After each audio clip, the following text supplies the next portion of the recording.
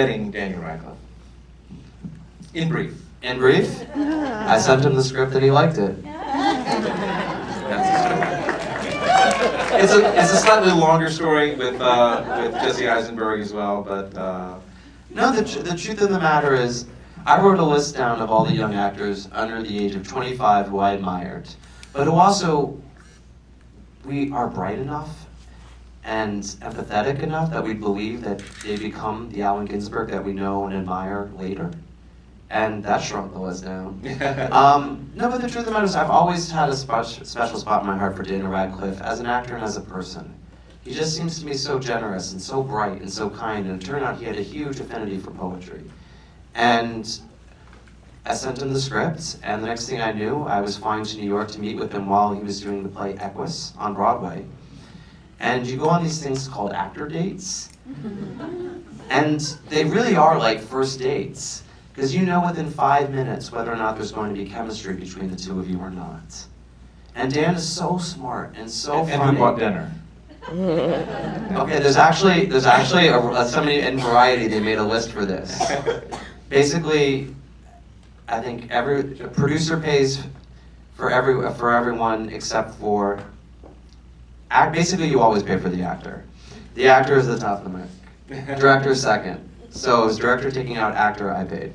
Okay. So basically, Dan has not paid for anything in the last 11 years. He bought me a really great Christmas and birthday gift. There you go. There you go. The true story of Daniel Radcliffe. I got the entire Keel's collection for men. Wow. That's absolutely excellent. That is a great gay guy gift, too. Needless to say, we got along infamously, and we spent like 5 hours, and we were, joking and laughing and sharing kind of intimate secrets about our lives. And as a first-time director, I was going to be working with an established actor. I needed them to trust me and believe in me. And the fact that we were opening up, was such a good sign. And then he did what no other actor, movie star does. He offered to audition for me. And so we did some improvs together, and we did 2 scenes from the movie. And it was one of those moments where you see that the character that you have had and held in the back of your head start coming to life. And it was like I knew this incredible secret, which is that he was going to be amazing in this movie. Right. And I couldn't wait to show the world. And that was 6 years ago. 5 years ago. 5 years ago. And you filmed this about 1.5 years ago in the spring of 2012. Correct. And it debuted at the Sundance Film Festival, where it was bought by Sony Pictures Classics. And they held it off for awards season in the fall. So, the topic, of course, of the movie is the Beat generation, and I've always found movies about the Beat very difficult to make because they're so. It's such a written kind of performance, poetic thing. It's hard to translate into film. Explain your relationship to the Beat poetry and what it meant to you, and why this film was so important to you. Well, first, that was just the challenge when writing it, even too, is that it's a movie about a bunch of 19-year-olds and 20-year-old lit students, and let's face it, they can be the most pretentious people on the planet. Go back and look at your journals when you were 18 and 19 and writing your heart out and writing how you wanted to change the world. And a big challenge was how do we do that and make that active, and can we please make this movie as unpretentious as possible? So that was always, one of our central goals. But how did I find the Beat poets?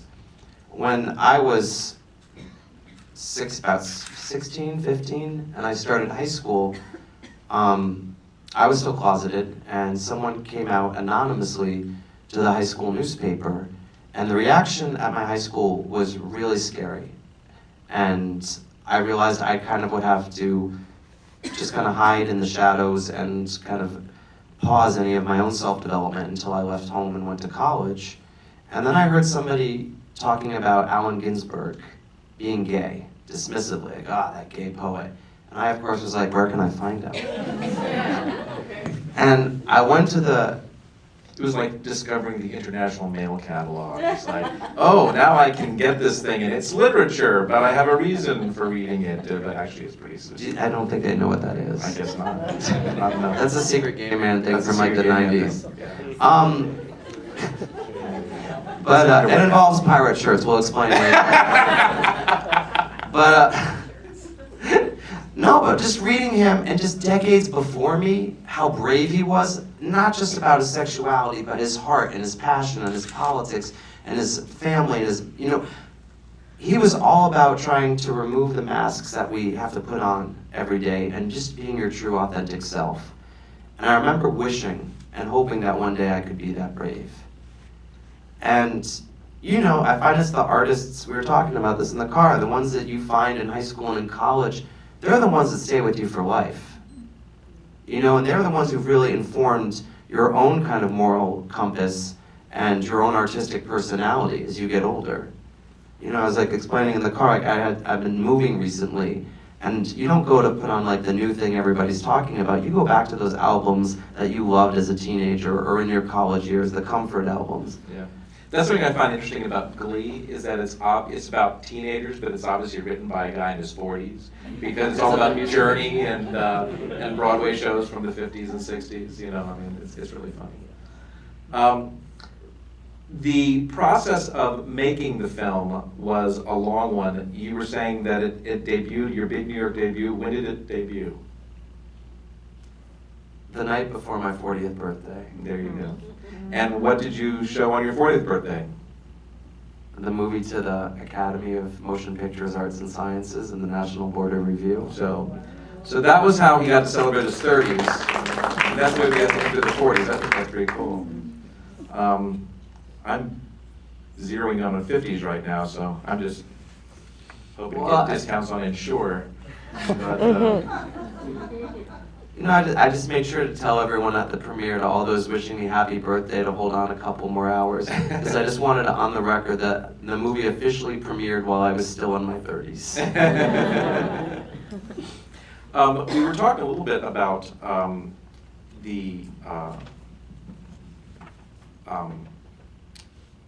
and it's interesting because it's not what we were saying, but about Daniel Radcliffe agreeing to do this and it being so much against his public persona, but not, you don't think, done for like, oh, this is a good way to change my image. It was just a passion for his, and explain to him. No, I mean, he's been with me and beside me for 4.5, 5 years, wanting to make this.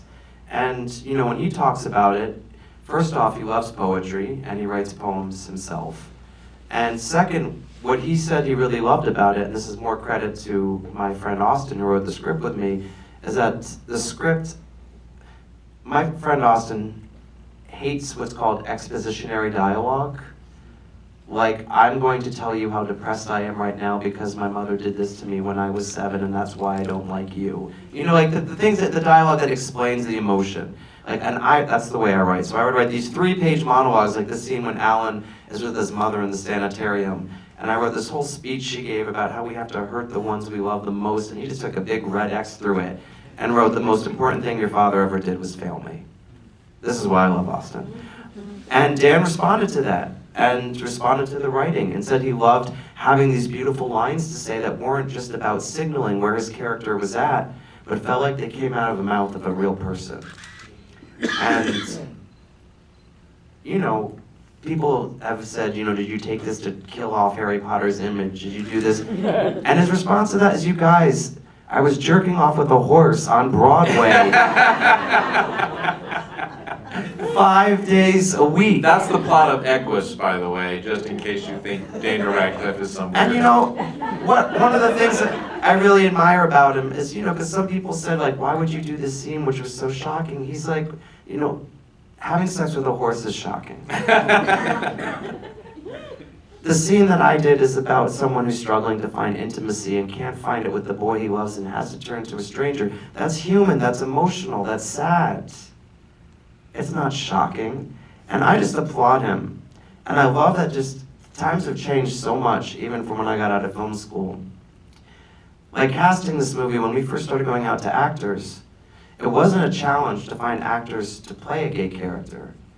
It was a challenge to find an actor who hadn't just played a gay character. But I think it's a beautiful thing. Right. And you got a great cast of this. I mean, you might not recognize some of them, but Jack Kerouac was Jack Houston, who is the grandson, I guess, of John Houston, and he's on Boardwalk Empire, but you don't see him most of the time because half his face is under a mask. And then, of course, you have Ben Foster and Michael C. Hall, who we were talking about. We're both on 6 Feet Under, but never had a scene together in the run of 6 Feet Under. And so and then, of course, Jennifer Jason Leigh, who's one of the great actresses, film actresses of the 90s, I think. My boyfriend reminded me after I cast her that on our second date, like over a decade ago, he asked me what actress I wanted to work with, and I said Jennifer. Yeah. And she's fabulous. She's one of these actresses who I find, and I mean this as a comment, she gives performances that are so good I cannot watch them. They're so uncomfortable to watch because they're so raw and real. And Georgia is one of them. And I think Mrs. Parker, Dorothy Parker, and Mrs. Parker in the Vicious Circle is another one. But you did this movie, you shot it in 24 days for under $4 million with this cast. Every scene in the movie was, on the average, shot under 2 hours, and some scenes were shot in 12 minutes. Wow. And there's a reason for that. Yeah. Well, for example, the scene when Alan and Lucian are sitting on the steps of Columbia's library and Lucian says, "I'm only good at beginnings," and Alan convinces him to stay.